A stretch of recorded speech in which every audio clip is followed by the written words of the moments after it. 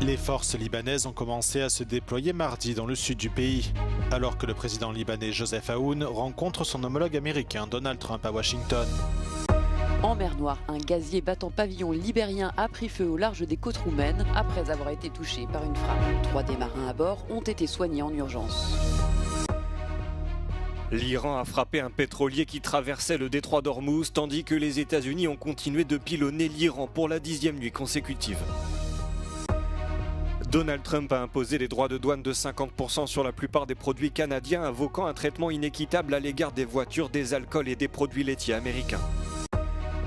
À Madrid, ce lundi, plus d'1 million de personnes ont fêté les champions du monde espagnols au lendemain de leur sacre obtenu face à l'Argentine.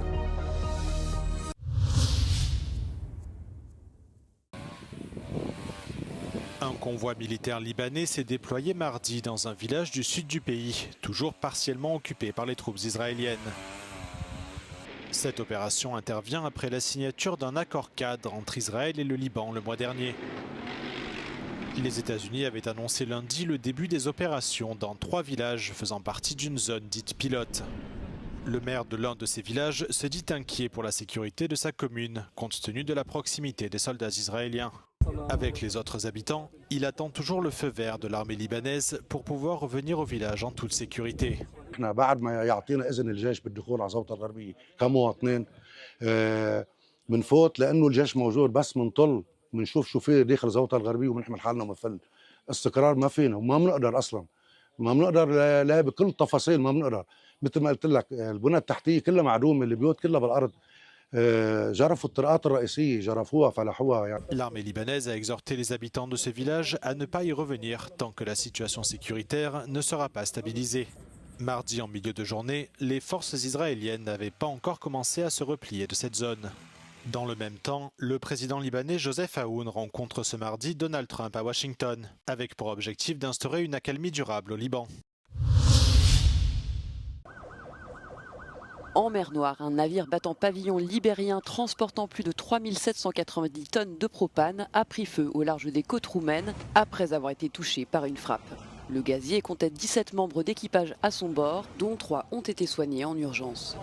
Il avait quitté le port d'Alexandrie en Égypte pour rejoindre le port ukrainien d'Orénie sur le Danube. Le président roumain Nico Șordan a affirmé que cet incident était très probablement lié à la guerre menée par la Russie contre l'Ukraine. La mer Noire est régulièrement le théâtre de confrontations entre Moscou et Kiev. Mardi, l'Inde a convoqué le chargé d'affaires russe à New Delhi après l'attaque d'un navire près du port ukrainien d'Odessa. Dans le même temps, Moscou continue de pilonner les villes ukrainiennes.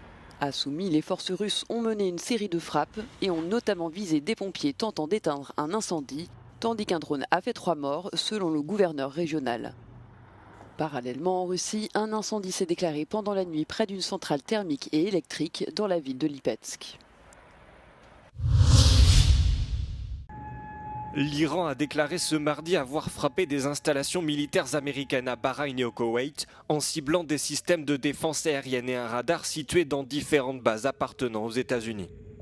Dans le détroit d'Ormuz, les forces armées iraniennes ont attaqué un pétrolier forçant l'équipage à abandonner le navire. Le corps des gardiens de la révolution islamique a également indiqué avoir immobilisé 2 pétroliers qui transitaient par ce qu'ils appellent la route sud dangereuse du détroit après que des explosions ont provoqué des incendies à leur bord. De son côté, l'armée américaine a annoncé avoir mené sa 10e nuit consécutive de frappe contre l'Iran, ciblant des sites dans le but de contrer la capacité de Téhéran à attaquer les navires transitant par le détroit. Ces derniers jours, les combats se sont considérablement intensifiés entre les 2 camps, paralysant presque totalement le trafic maritime dans cette voie navigable et faisant grimper les cours du pétrole. Mais l'espoir d'une issue diplomatique perdure. Lundi, le ministre iranien de l'Intérieur est arrivé au Pakistan pour 2 jours d'entretien officiel. Si l'objectif de son déplacement reste flou, Islamabad poursuit ses efforts pour mettre fin aux affrontements entre les États-Unis et l'Iran. Le président américain Donald Trump a imposé des droits de douane de 50% sur la plupart des produits canadiens, en représailles à ce qu'il a qualifié de traitement inégalitaire à l'égard des voitures, de l'alcool et des produits laitiers américains. Une décision également motivée par le fait que le Canada est l'un des 2 pays avec la Chine à avoir riposté aux taxes imposées par Donald Trump en 2025, a indiqué la Maison-Blanche. Les nouveaux droits de douane qui entreront en vigueur dans 30 jours concernent toute une gamme de produits, y compris des articles de consommation courante, mais excluent les produits énergétiques, la potasse, le poisson et les minerais stratégiques. Si le Premier ministre canadien Mark Carney a déclaré qu'Ottawa était prêt à négocier avec l'administration Trump, cette mesure pourrait déclencher une nouvelle guerre commerciale. Elle risquerait d'entraîner une hausse de l'inflation et de tendre davantage les relations entre les deux nations qui entretenaient des liens étroits avant le retour de Donald Trump à la Maison-Blanche. Ces nouvelles taxes pourraient également se répercuter sur les consommateurs sous forme de hausse des prix, ce qui pourrait pénaliser Donald Trump lors des élections de mi-mandat prévues pour novembre prochain. La Hongrie se prépare à sélectionner un nouveau président. Tamas Suljók, qui occupait ce poste, annonce avoir accepté sa destitution et promulgué le 17e amendement à la Constitution hongroise. Depuis minuit, lundi 21 juillet, la présidente du Parlement, Agnieszka Forszhofer, assure donc les fonctions de chef d'État à titre intérimaire, comme le veut la loi. Dans un message publié sur les réseaux sociaux, la présidente du Parlement déclare qu'elle exercera ses responsabilités de manière impartiale pendant la période de transition, en gardant à l'esprit les intérêts du peuple hongrois. Le parti TISA a répété à plusieurs reprises qu'il souhaitait modifier la Constitution afin que le président soit élu au suffrage direct. Toutefois, un tel changement pourrait prendre des années. En attendant, la recherche d'un candidat par intérim a déjà commencé. Selon le vice-président du groupe parlementaire TISA, plusieurs noms sont à l'étude.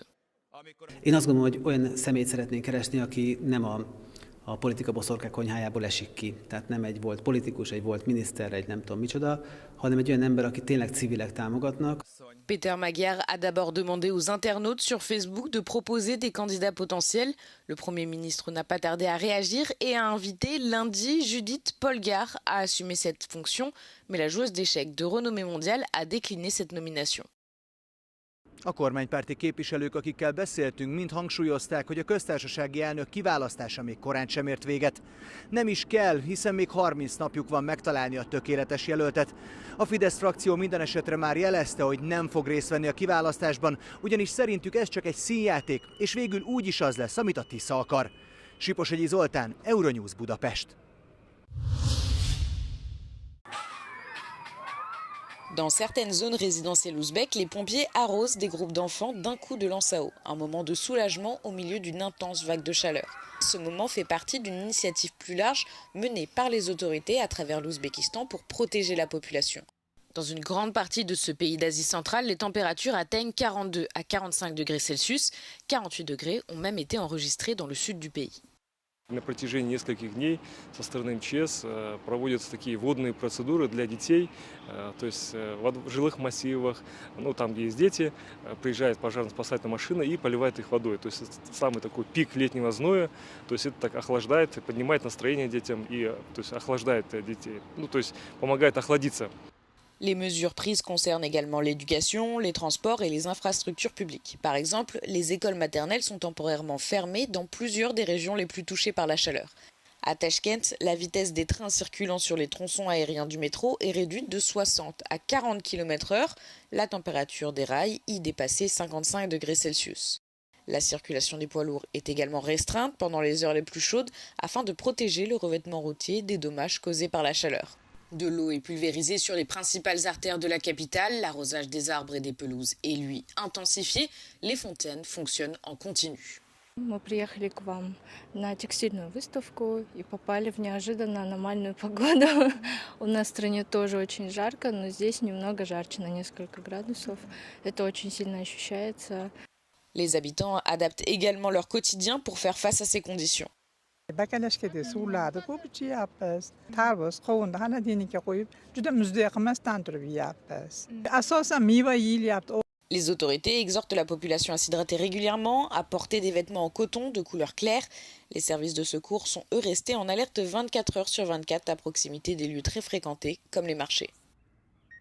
Forecasters say temperatures are expected to ease in the coming days, bringing some relief after prolonged spell of extreme heat. Dilbar Primova, Euronews, Tashkent.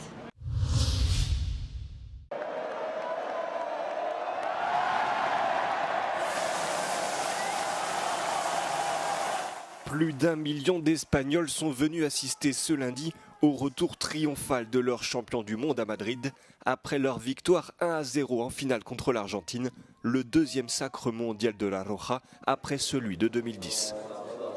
L'équipe nationale s'est d'abord rendue au palais de la Zarzuela où elle a été reçue par le roi Felipe VI et la reine Leticia Ortiz avant de prendre la direction du palais de la Moncloa pour y rencontrer Pedro Sánchez, le Premier ministre, qui rêve déjà d'un nouveau titre dans 4 ans. La Roja a ensuite défilé dans les principales artères de la capitale qui s'est de rouge et de blanc pour l'occasion. À bord d'un bus à Impérial, les champions du monde ont fendu la foule qui a envahi les rues de Madrid pour célébrer cette 2e étoile. La délégation a ensuite rejoint la Plaza de Cibeles, où les festivités se sont poursuivies jusqu'au bout de la nuit. Hoy fiesta, pero bueno, sí, hoy fiesta. Hasta... Hay que ir tranquilito que mañana toca trabajar, es lo malo. Tranquilito hasta las 7 de la mañana. Un par de copitas y para casa. Hasta que abra la oficina.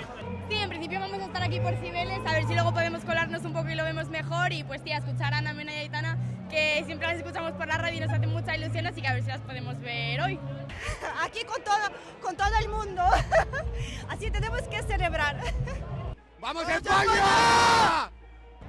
La Roja ha vuelto a hacer historia. España ha conquistado su 2ª Copa del Mundo y Madrid se ha convertido en el epicentro de esta celebración.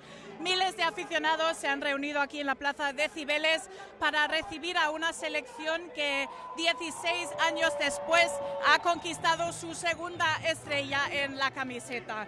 Banderas, cánticos y un ambiente de euforia es lo que caracteriza esta jornada de celebración que sin duda pasará a la historia del deporte español. Cristina Chuker para Euronews en Madrid.